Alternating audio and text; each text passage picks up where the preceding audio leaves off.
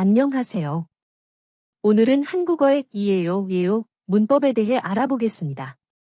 이 문법은 명사 뒤에 붙어서 대상을 정의하거나 설명할 때 사용하며 영어의 동사, is에마와 비슷합니다. Tuesday ថ្ងៃនេះយើងនឹងមករៀនអំពីវេយ្យាករណ៍ EAYO វេយ្យាករណ៍នេះប្រើសម្រាប់កំណត់អត្តសញ្ញាណរបស់នាម A គឺជា B ដែលមានន័យស្មើនឹងពាក្យគឺឬគឺជាក្នុងភាសាខ្មែរយើង 1번 이에요. 사용법. 명사의 마지막 글자에 받침이 있을 때 사용합니다.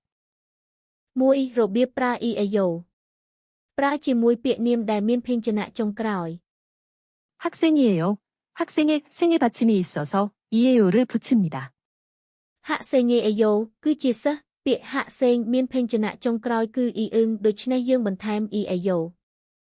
연필이에요. 연필에 필의 받침이 있어서 이에요를 붙입니다.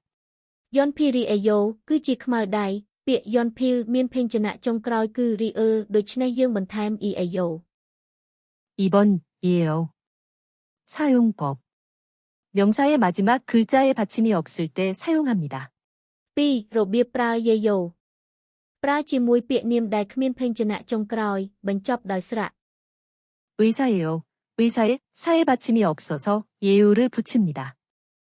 អេសា EAYO គឺជាគ្រូពេទ្យពាក្យអេសាបញ្ចប់ដោយស្រៈ អា គ្មានជើងទេដូច្នេះយើងបន្ថែម EAYO. 의자예요. 의자에 자의 받침이 없어서 예요를 붙입니다. អេចា EAYO គឺជាកៅអីពាក្យអេចាបញ្ចប់ដោយស្រៈ អា គ្មានជើងទេដូច្នេះយើងបន្ថែម EAYO. 요약하자면 명사가 받침으로 끝나면 이에요. 받침 없이 모음으로 끝나면 예요를 사용하면 됩니다. សេចក្តីសង្ខេបនាមបញ្ចប់ដោយភេញ្ជនៈមានជើងប្រើ EAYO នាមបញ្ចប់ដោយស្រៈគ្មានជើងប្រើ EAYO